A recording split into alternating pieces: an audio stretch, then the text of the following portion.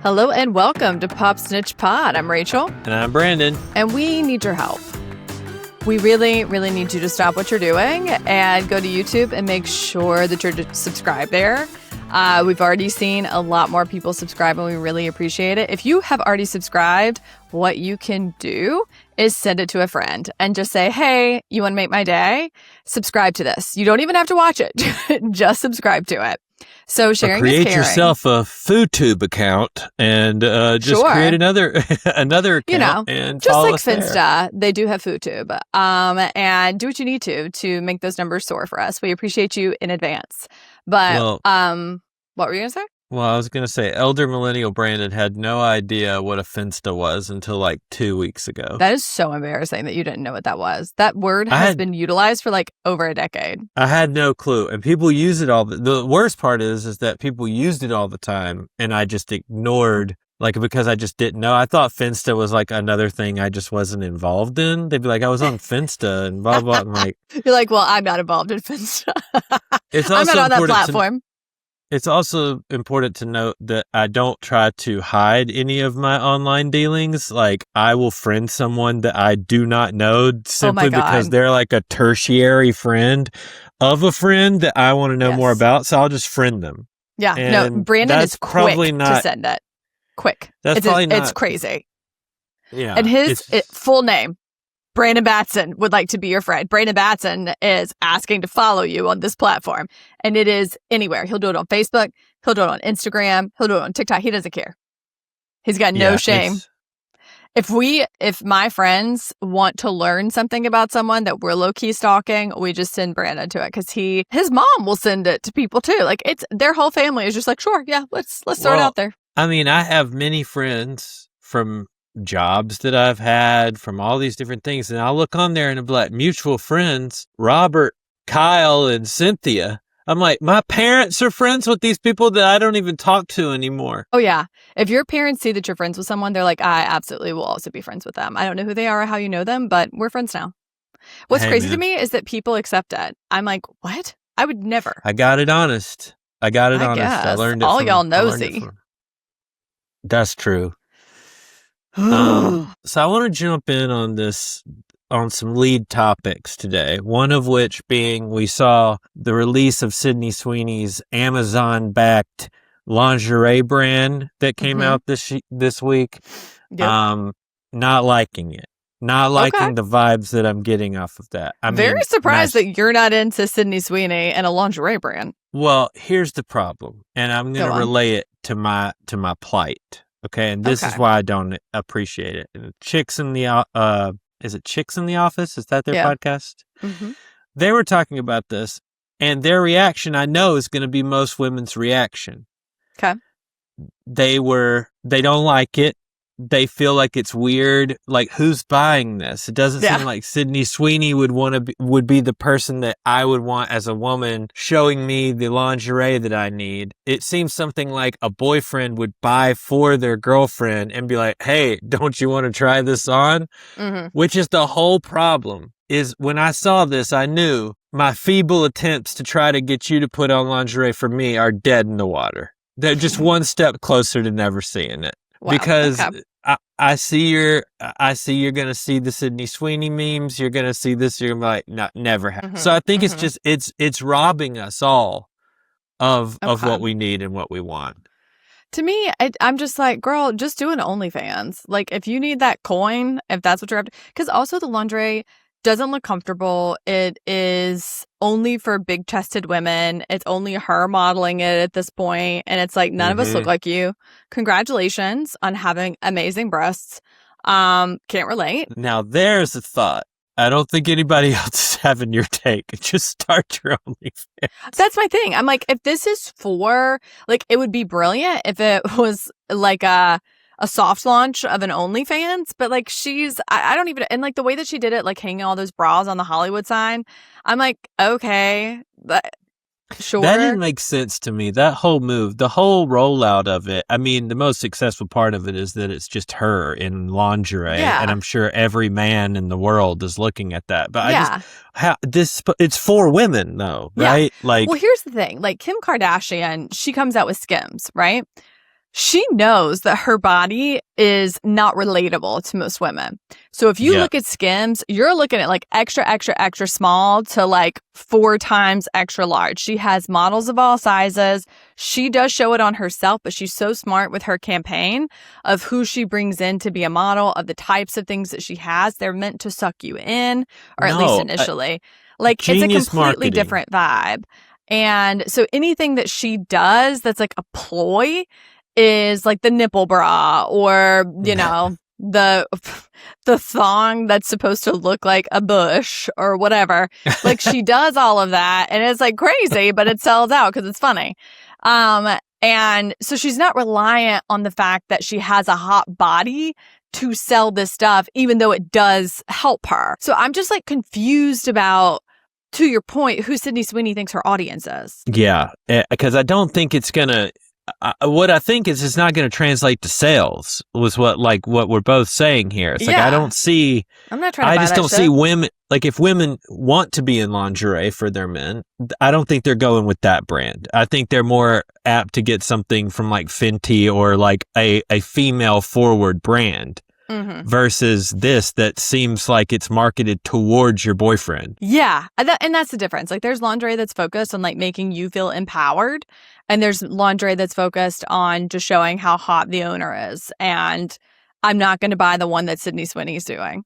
I also think it's hilarious that it was, that she said something recently, like in the last month, about how Schooner Braun was like whining about athletes sliding into her DMs, and he's like, it's disrespectful. I'm like, okay, well, now they're definitely not going to be sliding into her DMs after she threw her bras up on the Hollywood sign and has her titties out all over Instagram, but you're going to be mad at athletes about it? Okay, Scooter. I mean, also, this is the issue with dating a beautiful woman. Like, you're going to have other men trying to slide into her DMs, trying to talk to her, trying to give her attention. You've got to learn how to manage that a little bit better. And getting on the internet and whining is probably not the best way. I know. He just seems like such a whiny little...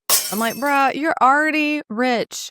Enjoy it. This girl likes you. Enjoy it. If she breaks up with you, get over it. Someone else will like you because you're rich. Like, in a million years, I never thought that they would be in a relationship together. I did not have that on my 2025 bingo card. Well, it's because he's insecure about it, where he knows that she's way out of his league. And so he's like, stop doing it. She might not like me anymore. She might like you, an athlete who's hot. And it's like, well, she's definitely not going to like you crying about it. So, you know, get it together. It's not going to work for him. No. Another internet thing that I saw this week is people talking about there's possibly a hard launch going on, or at least a soft launch of Lala Kent and Michelle from the Valley launching a relationship. Because they made this post, and they're in the post together, all cuddled up. Then there's a picture of them in the shower, naked together. What? And then there's one of them like cuddling on a yacht. And they're there with some of the other people from the show. Okay. But in the comments, they promised, I can go Brad or I can go Angelina. And which is like a reference to the Kyle Richards thing and all of this. And people are saying, like, there are rumors that this is like a real thing, that this is like a possibility. Well, this is going to hurt Michelle at her little evangelical church that she attends with Danny. It will. She may not realize it yet, but that's true. I also think that, you know, a surefire way from the hot woman to lesbian pipeline is dating men like Jesse Lawley and Randall Emmett.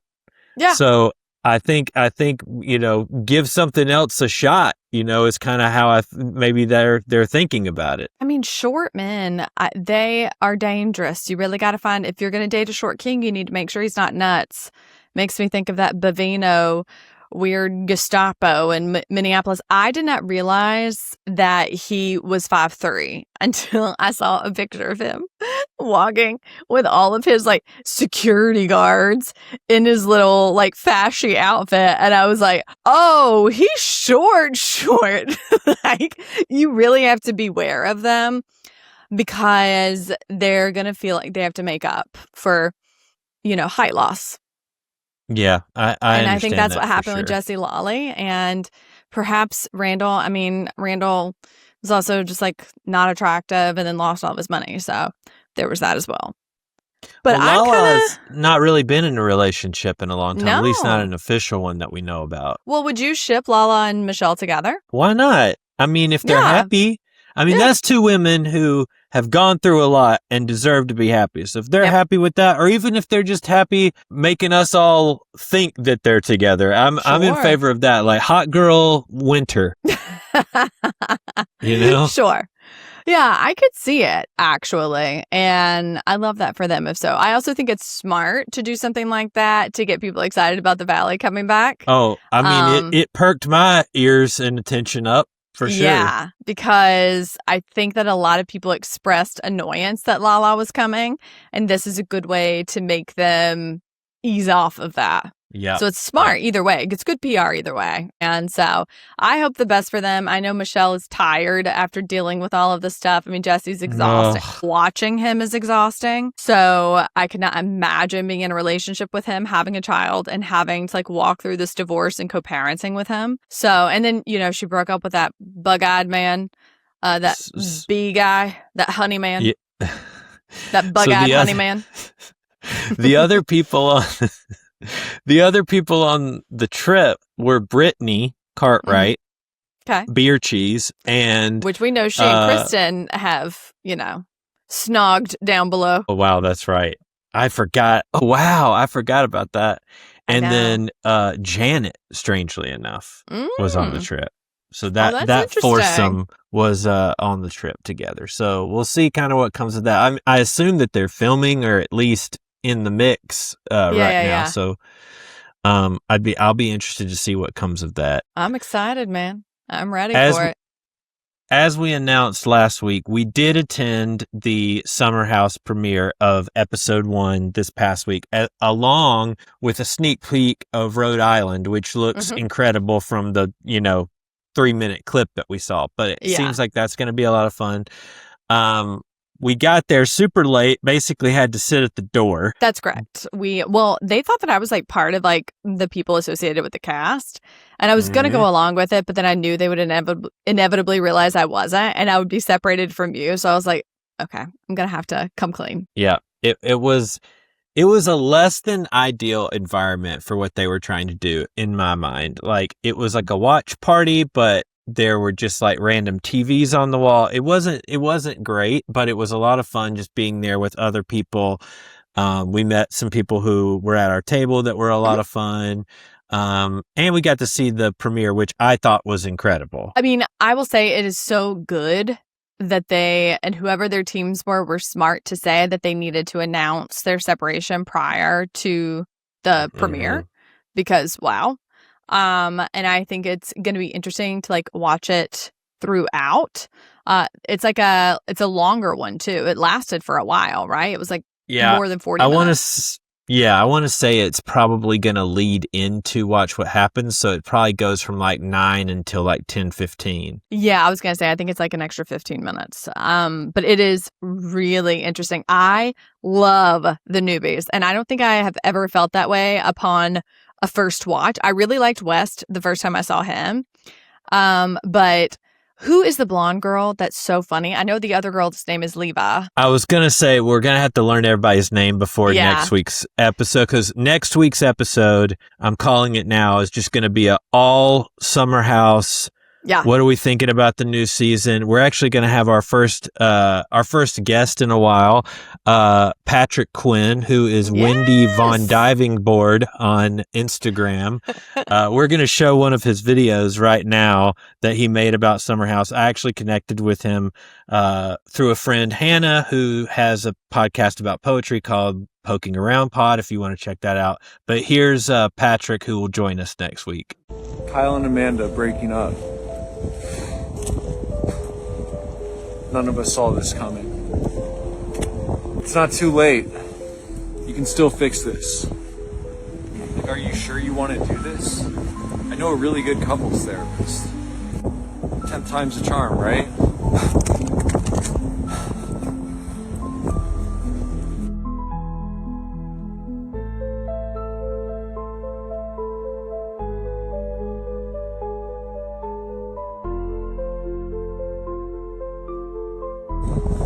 do this.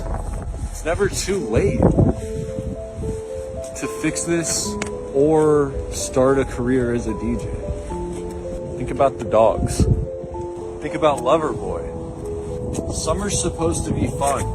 Remember?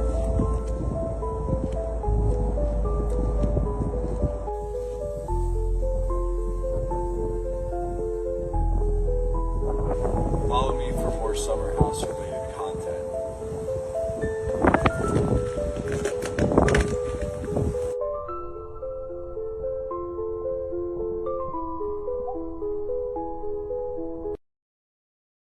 As you can see, he's hysterical, and we're really excited to have him on the show. I'm trying to look up next who that girl Thursday, is.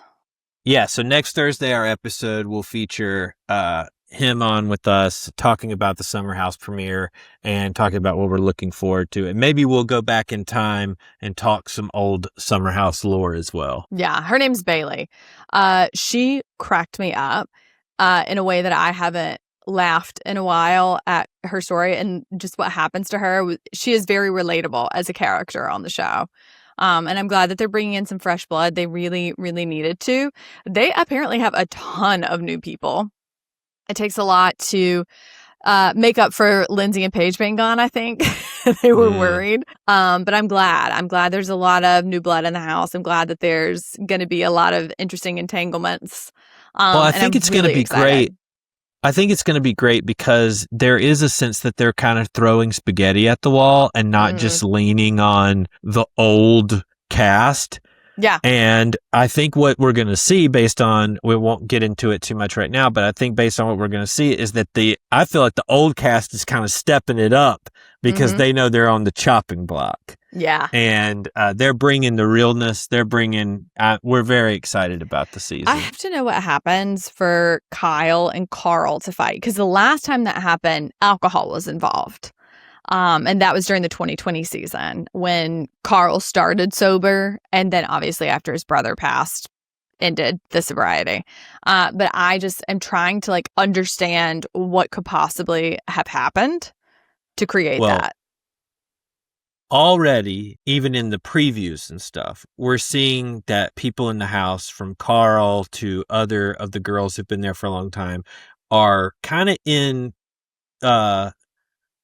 Kyle's craw a little bit and getting after him and saying he needs to be treating his wife better. He needs to be doing that. And I'm telling you, when Kyle feels backed into a corner, he's like a rabid dog. Yeah. He just freaks out and he says some of the funniest stuff in the history of Summer House. So I'm really looking forward to that. Like when he gets drunk, when Lindsay and Carl are dating and he's like, and some people are being bitches. Yeah. Well, here's the thing. And I will give Carl his due. I have not necessarily talked bad on Carl. We like Carl, but he sometimes gets a little ridicule on this podcast from time to time. And when last week it was announced that he was having a new podcast, I grimaced a little bit. I cringed a little. But I'll tell you, his first podcast was with Kyle, and it was a good podcast. It was they got into some deep stuff about their relationship, some stuff about what they were doing right before Summer House. Very interesting. So we'll give you a plug, Carl. Go listen to More Life Podcast with Carl Radke. Anywhere you find podcasts. But it actually was a really good thing. He has Chrissy Teigen on his next one, and she's talking. I know he's getting. He's pulling some good stuff. People. What I like that's happening with Carl now, and I don't know if we should thank Lindsay for this in retrospect, but he has surrounded himself with a really good team. And so I was worried about his book because I didn't love the title. I thought it was kind of hard to understand for people, like Cake Eater. What do you mean? If you don't know anything about Summer House or his past or what's happened, even if you do, it's kind of a bizarre title. But a lot of people are reading it and there's a lot of tea in it, apparently. Well, Kyle told him that he should have called it More Life, that it would have been more brand centric. It would have. And everybody was like, no, that actually would have made more sense. Someone should have checked with Kyle. But I think that he's got a good team around him. I think that his book has done relatively well, despite the title not being great. and then following the book tour with a podcast announcement and having good guests like lined up was really smart. I think Chrissy Teigen's a big get when she posted on hers. I mean, she's got tons and tons of followers. That's going to be really big for him. John Legend's going to post about it. Like I think he's setting himself up. He knows this is likely his last season, and he is trying to make sure that he has a clear brand aside from Soft Bar to keep himself afloat. So he's just done so much in the last year, honestly. And it's kind of like, I wonder what would have happened if Lindsay had just like kind of let it rock. Like, could he have come to this in that relationship? You don't think so? I'll be honest, I don't think so. I think they're great as friends because they really kind of see each other, and they're even becoming like better friends now. You can already see it in like even some interviews they're doing together and stuff. Like they really are good friends, but I just don't think they know how to support each other. As they're looking for completely different things. Like he's looking for this very supportive, like empathetic, and she's just a very driven, very A-type in her like pursuit of what she wants and what she needs. And I just don't know that Carl will ever be able to provide that. Same thing with Lindsay providing what Carl's wanting and needing. Yeah. I mean, I will say they were there together at the premiere that we were at. Kyle was very nice to talk to. I always think it's important to like tell people what people are like in person. Kyle was extremely friendly. Yeah, they all seem to be nice and willing to take pictures and willing to gab. And I really appreciate that. Rodrigo from Summer House. Rodrigo from Summer House was with them because he was on Watch What Happens. So we saw him and it was very funny. I was like, Rod, we're in your DMs all the time. We're Pop Snitch. And he was kind of like, huh. And then I gave him a hug. I was like, your hair looks great. And I love how you're posting about ice. And he's like, yeah, ice. And I was like, I love you. Yeah. He was great. Yeah, I'm excited for the season though. I'm stoked. It's been a while of like, honestly, haven't been crazy about Real Housewives this season. Southern Charm is fine, but it hasn't been like crazy until this past episode, really. Yeah. And then I love Vanderpump, but it's hard to like want to talk about it because no one's watching it. I know, which is a real sadness because it's actually really good. I'm hoping after this season, people will go back and give it a try. Yeah. Summer House is gonna take off, though. I really wish they would bring back Winter House. Like, I think it's time. Like, we need something to pull all of this new casting with, like, Next Gen NYC. Did you see they're going to do a Next Gen LA? Do that similarly out there. And yeah, I'm excited about that. And then we still have the new people from Summer House. I think that they could do some really cool stuff there for like some crossovers that could be really interesting. But anyway, let's get into Real Housewives of SLC. I know you have not liked this season as much. I enjoyed the season to some degree, but I agree with you. I think last season was so good, and honestly, every season up to now has been so good, that this season was fine.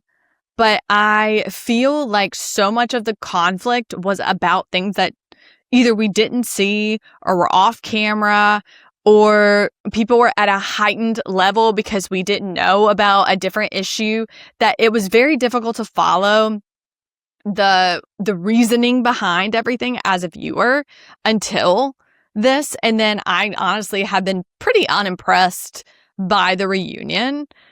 But I'll let you give your recap on SLC. Well, biggest thing that is lacking in the season is they're all going through things, but they're not sharing what's going on. And now we're getting like bits and pieces through this reunion of like, oh, well, this is why Whitney was activated at times. This is why Meredith was activated. Like, and they even talked about, which I really appreciated for maybe the first time ever, a little bit about like how production works. And how it's the job of production to get them to talk, to get them to expose. And they actually view production as their teammates, because if their show sucks or they don't share, they know that they're going to get canceled, which will affect their livelihoods and all this. And so Meredith has been notorious for blaming things on production. Yeah. And the other girls don't like that because in their mind, they view it correctly. Production is a member of our Real Housewives of Salt Lake City team. Yeah. They want us to do well. They want this show to be good. And that sounds like something that comes from Andy, honestly. There's like, if you want to stay on TV and you want to be relevant, you need to lean into production, not hide from them. Right. And so I did appreciate that. That was probably the coolest thing that came out of the episode last night. We back still 3 episodes in, still talking about this plane incident, still talking about Meredith. Did she have 1 drink? Did she have 2 drinks? Was it mixed with pills? Like, I really don't, they went around at the Summer House premiere asking for hot takes. And I said, #believe Meredith Marks. That's what I said. Are you still on that? Like, are I'm you still feeling on it. that way? What could she possibly have done that we don't have any footage of this? And even in the last episode, they admitted that the plane was landing when all of this happened. Yeah. Like, I just don't believe it. I just don't believe that it's as egregious. Yeah. It did go from someone saying that it was like hours and hours to it was on the descent, which we know is like typically half an hour. An hour to a half hour, depending on like where you're from. And I'm like, what are you talking? Like, I don't know. And I frankly don't care anymore. I've lost the ability to give one single shit about it. Yeah. And that's another thing. You know, the whole Britney, it just looks pathetic in the whole thing. Oh my God, she's so annoying. It's very bad. And then just eventually goes like, we're going to drop it. I'm sorry for what I did. Because I think she knows it's a big nothing burger. Well, and then her talking about how I saw her daughter go on maybe reality or something. And she was saying that like her mom and her were supposed to have like BravoCon girls trip. And then what's his name? Osmond shows up and she got really mad. And she's like, and so when Andy asked Brittany about it, Brittany was like, yeah, it's just like really hard. Like, you know, I'm trying to date. I'm trying to be with my girls. But for the first time ever, I spent Christmas with my girls. And I'm like, okay. Brandy. All right. Brandy. Priorities. Come on, girl. You're in our DMs all the time. Baby girl. We appreciate you, baby. But we do. This is pitiful mothering behavior. Yeah. Like, honestly. The girls are asking for a weekend, a few days. And it's also BravoCon. What is that fool gonna do there? Oh, he was eating it with a spoon. The minute we saw him walk down, and he was like trying to walk down literally a center aisle so that he could be seen by everyone during one of the panels. He's a sicko. I know. He's off.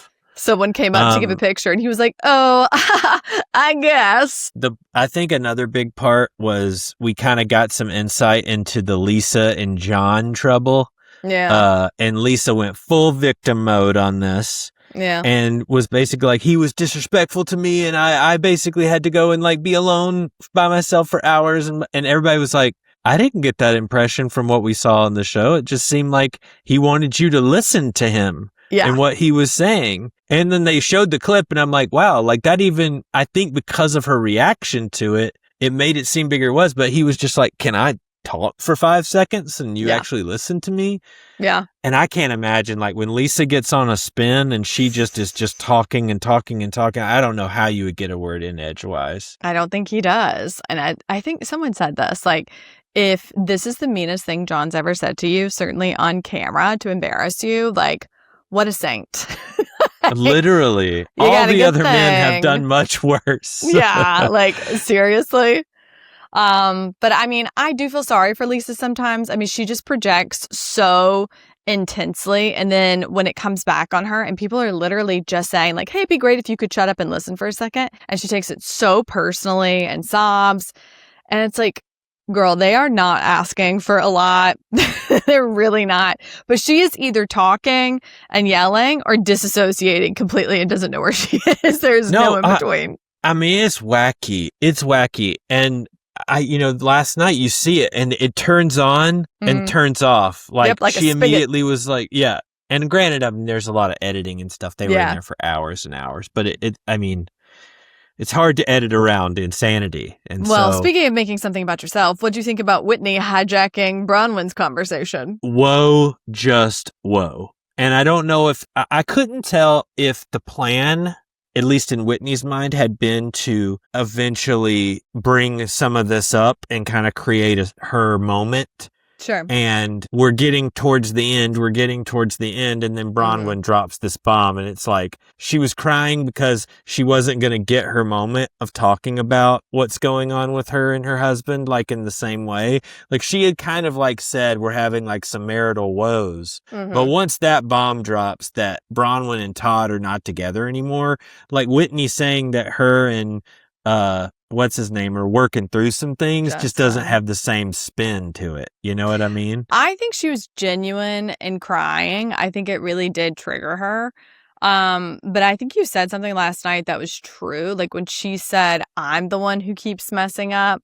It's like, is she cheating on him and he's finding out and she's afraid that he's going to like be Bronwyn to her? Like finally watch this back and have enough and be like, it's over. Well, we do know that she is, I mean, there are rumors of that already. There were at BravoCon and some things like this. And it seems to me that she kind of has one foot out, like, I think brought on by a lot of things that he did too, like almost ruining her business and all these things. She's kind of had like one foot out, kind of playing around with the idea of not being with him anymore. And I think they are working on it. But I think that that's kind of, even her conversation during the season with Bronwyn about their marriages kind of puts the idea in your head that she's kind of toying with the idea of like opening up the marriage or possibly getting out of the marriage, or in the future at some point she will have some dalliance. Like she's talking about that openly. Yeah. So I can't imagine that it's in the best shape right now anyway. Well, and her having to like go back there and hug him and all of this, I'm like, okay. It's a little on the nose, but sure. And Heather's face the whole time she's talking looked like, don't reveal your secret. Like it was a very bizarre editing thing. And I don't know if that was a real reaction or an edited reaction, but it was weird. Well, I assume because Heather and Whitney are related, right?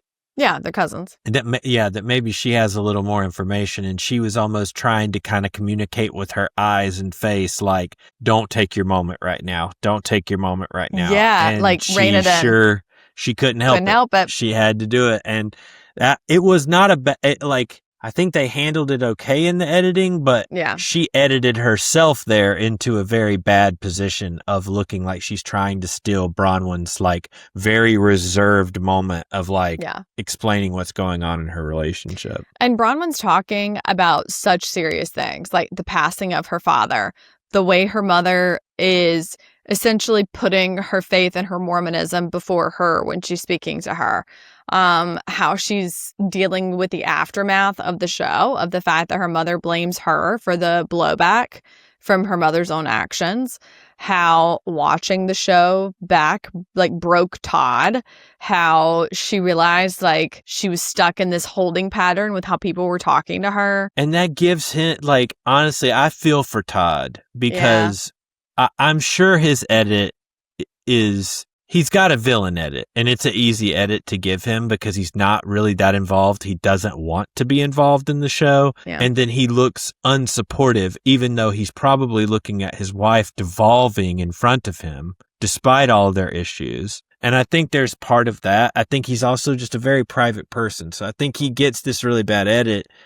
And there are all kinds of things that she even brought up about him taking care of her mom and dad, making sure that there was never a financial problem, like all these things he's done for them. But if he's just watching the show, and he never had, there is not an episode where Todd comes out looking like a good guy. It doesn't exist on the show. So none of that was shown. Well, you hear Bronwyn maybe talk about it, but that's it. It's bad because not only did he go back and watch the show, but she said he was like reading every Reddit thread, which that is a terrible idea for anybody to do who's in the spotlight. That's just a recipe for mental breakdown. Well, Todd doesn't strike me as a man who's doing a lot of therapy work. And he's not of the therapy generation, as it were. And I think that was like a self-hatred spiral. Yeah. Is what it seemed like. Like, yeah.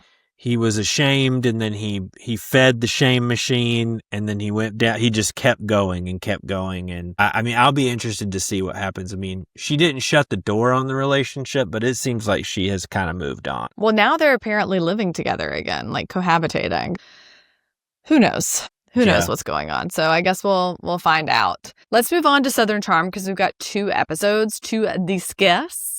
We started last week with the Rodrigo and Tyler engagement party. And again, I love any episode that is centering Rod because he's one of my favorites. And then we see more of Audrey as she and Austin are like having this like pregame conversation about Craig and Shep and how they're talking about their relationship to everybody. So the Audrey thing is you really get a picture into the problem with these men here, because Audrey is basically just pointing out the obvious, that everyone knows about their toxic relationship between Craig and Austin. Mm-hmm. And Austin hates it. You can see that he's thinking of an exit strategy. He's like, nothing's going to come between me and my boys except for me. And I think because that's the whole thing is that I think he hates Craig and Shep, but he also has this like lurid love affair with them at the same time. And any girl who stepped in between them has ended up being cast to the side, every single one. I disagree. I think he is hearing her and he is feeling guilt because he knows that he has told them that he doesn't see a future with her at Miss Patricia's house and probably off camera. And he's about to take her into the lion's den of this engagement party where they all are. And she's saying, like, they don't know anything about our relationship. It's going to look like my head's in the sand, but it's not. And you can see him being like, wow, that's what I think that's that crystal ball you just brought out. Yeah. Yeah. I think that makes a lot more sense, honestly. Yeah, I don't think he likes the reason that he Why is he doing this to himself? Because it's that thing where like he wants someone to call when he's having a bad day. He wants to have someone, but he doesn't want to commit to them. And I think his mom and his sister. It's a bizarre humiliation ritual. Yeah, I mean, he doesn't know. I do think these shows tend to stunt men more than women. Women have a natural biological clock when they're ready to settle down that like kind of forces it. But the guys on these shows end up being Peter Pans because they're like, well, I've got women in my DMs all day, every day. I can find someone eventually. And then you turn into Shep, you turn around, you're 46 years old. You've bought this giant house and you're just asking random women, do you want to have kids? Do you need help with that? You know, because you realize that like you're no longer in your prime. The girls in their 20s are not interested in you anymore. Maybe the girls in their 30s aren't either. And I think that if Austin's not careful, he's going to end up like that too. Yeah. We see Austin and Sally openly flirt like right in front of Audrey, which leads to this like long discussion that we don't get to see. I'm so sad that we don't get to see their fight. It's important to note they are all hammered. They're slurring their words. Prior to this at the engagement party, Craig and Sally have had a conversation that Charlie forced. Charlie's like, you guys have to make up because Sally's my friend and I can't go on a date with you otherwise. And Craig's like, fine. So Craig goes over there and calls, as he's talking to Sally, it's basically like, you are taking information from my enemy, and calls Austin his enemy. And Sally's like, And Sally says in her confessional, like, I would believe Austin 10 times more than I would believe Craig, which I think everyone would because, you know, Craig's a storyteller. And so when they come back, they all get on a party bus. I did get tickled when Shep was like, oh, it's Whitney. It's like a Bigfoot sighting. And they all go. Yeah, there's a 70-year-old man in here with us. Oh, my God. Every time I see him, he looks more and more like a wax figure. Like, it really is. Yeah, it's breathtaking. And so they all go to this bar. They are they're slurring. They're like unable. Austin is like absolutely out of his mind. He even says like, I'm not going to say I want to say because I'm too drunk. And I'm like, yeah, okay. Maybe drink some water. Maybe someone hand out a water bottle. Well, that's what Shep was saying. Shep got into the bus and was like, everyone needs to take a bottle of this water right now. Yeah. Oh my God. I would be out there talking about electrolytes. Okay. Yeah, you would have been good on this trip, honestly. Oh, Lord. It was absolutely crazy. Everybody there knows that Austin wants to break up with Audrey except Audrey. And we don't know what takes place at that like fight that they're having off camera to the side. The episode last night just cuts to they're doing some sort of like weird sitcom with Craig and Shep living together while Shep's having to stay at his house while his house is rented out. And I'm sorry, why did Shep sleep in a polo? Shep cannot be trusted. Shep's just like falling into bed after like a drunken stupor every night, I feel like. Shep slept in a polo, and inexplicably, Craig has 1,000 eggs on top of each other in a bowl. And also the way that he just calls his assistant anytime something breaks, like when he's opening all those boxes and something's broken in them and he just yells for his assistant. And he's like, man-child. I'm like, bro, come on. And I don't know. Everything that he was doing in that scene, the eggs are really perplexing to me. I don't understand why anyone would just ball them up in a bowl like that and then think that they're not going to flop out. That was truly insane. As soon as he pulled them out, I was like, what's happening? Why would anyone do that? Is this some sort of weird party trick? What are they doing? But anyway. So we have them together, the odd couple, and then Whitney calls up to invite everyone to a birthday bash at this I mean, honestly, I don't know what the vibe of this restaurant is, but it is like it seems like a turn of the century tycoon restaurant or something.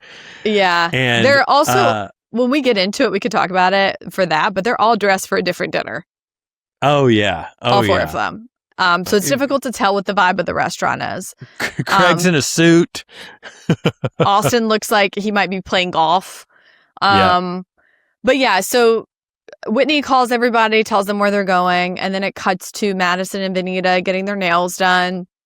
And Vanita does feel like she's like hanging on by a thread right now in terms of the show, because she's mad at Craig still. She's like tense with Sally, who's been her best friend. I don't think she and Madison have ever been tight, and that's who she's getting her nails done with. So I'm like, she looked adorable. I really liked her dress. It made me wonder if she's like a spring or a summer in terms of like color stuff. She looks so pretty in that pink.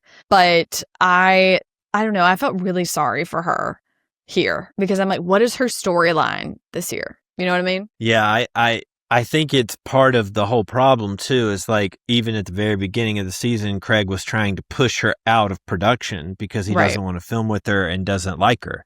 Yeah. And so she's fighting for every second on camera she can get. Yeah. But she's really not. After she kind of did the I told you so to Sally, she's kind of moved on to a secondary character. I don't like what they're doing with Molly in that regard either. It's like they're kind of getting lost in the shuffle. Yeah, that's why I'm like, when I saw the mid-season trailer, I'm excited for them all to get on a trip. I think that'll be very fun to watch. Because Molly is really funny. I think Vanita will get activated and like force some conversations on this trip. I think it'll be good, and we need that because these guys are just living with pent-up rage for each other. But yeah, essentially. Oh, well, Craig and Charlie go on their first date, and it is literally like watching two 15-year-olds go on a date and eat oysters. Yeah, they don't even touch each other. They don't hug. They don't kiss. They're just like, I like you. Do you like me? Do you like want to do this again? It was weirdly Southern in a strange, I was so embarrassed way. Yeah. I was uncomfortable with how uncomfortable they were. At all. No. Oh my God. Craig has no game. He is so lucky that he's attractive because that man has absolutely no charisma and absolutely no game. It was wild to watch him try to flirt. 100%. I understand what the guys are saying now. Like, he has literally no idea what to do or say. So I'm assuming that fizzled out because they're obviously not together now. But I'm like, Charlie, girl, she is so stunning. I cannot believe that some guy broke up with her, but it does to me seem like their relationship is more platonic than they think. Like they're more commiserating about having been dumped recently, right? I think that's what it is too.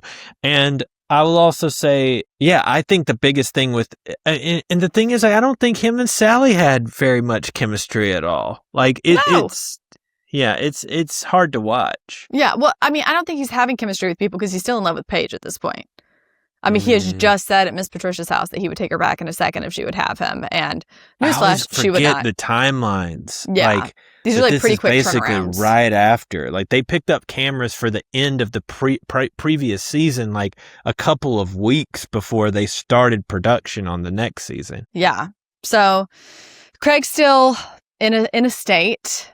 And well, no, it's summer and they broke up in the winter. So it's probably been like 5 or 6 months by the time he's going out with this. But I mean, it's still feeling fresh to some degree when you think this is the person you're going to marry and you've been together for 3 years.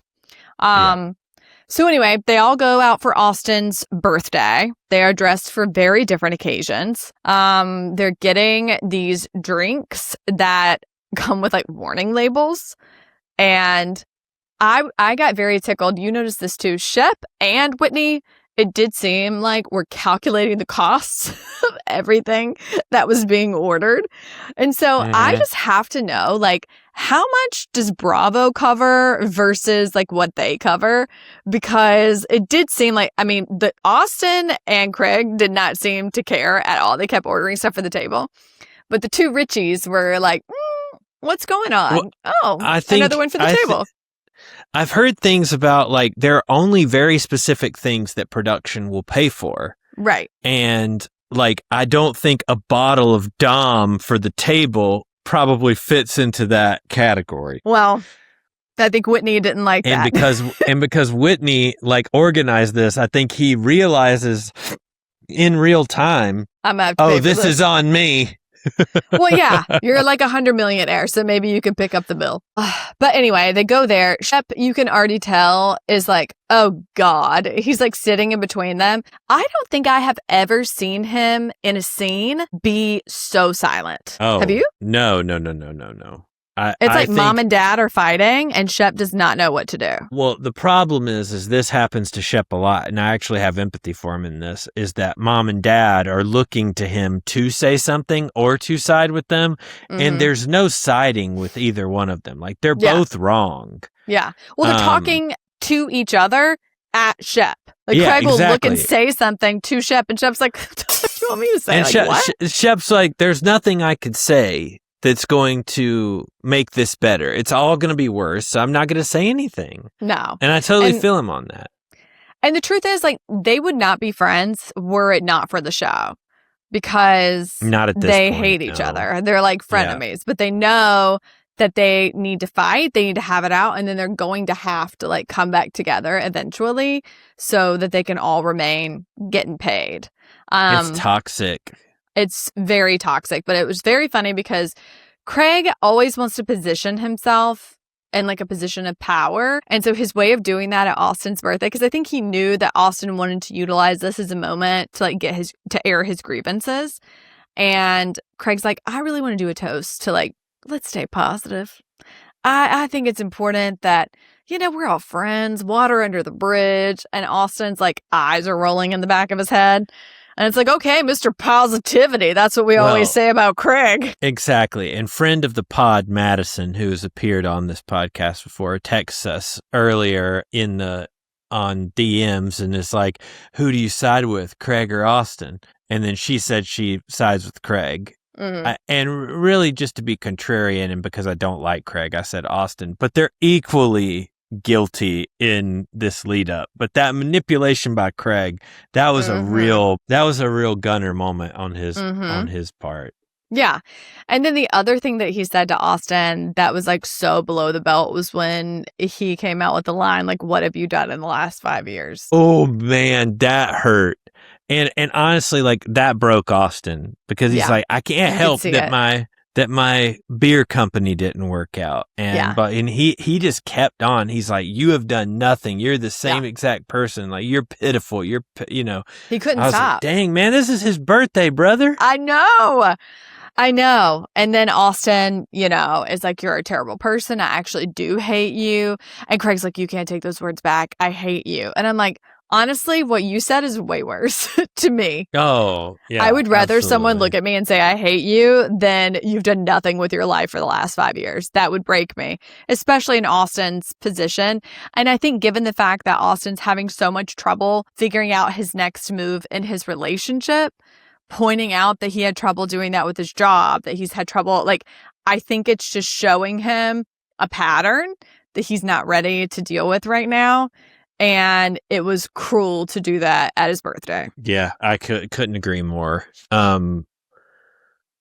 Yeah, I'm really interested to see what happens with this season, because I think they're 12 seasons in, and things are getting tough to keep the wheels running on this. Oh, please. This can go on for a while, because it's all about the boys. They don't have a biological clock.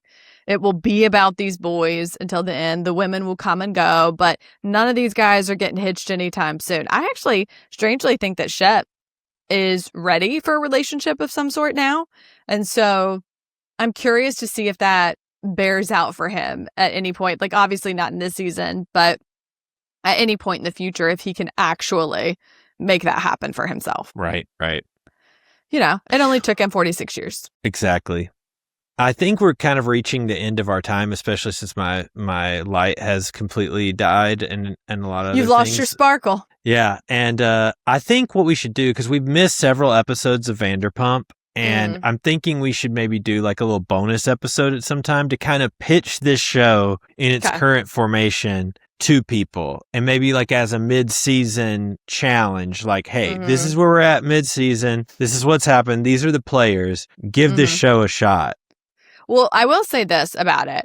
Right now, the major conflict is that these cousin brothers who do OnlyFans, the girls who like them have just discovered a video where they are incestuous. Yes, absolutely. There is no way that they're going to be able to talk themselves out of this. They have literally oiled each other up and gotten on OnlyFans together. That is incestuous. In a group with other guys.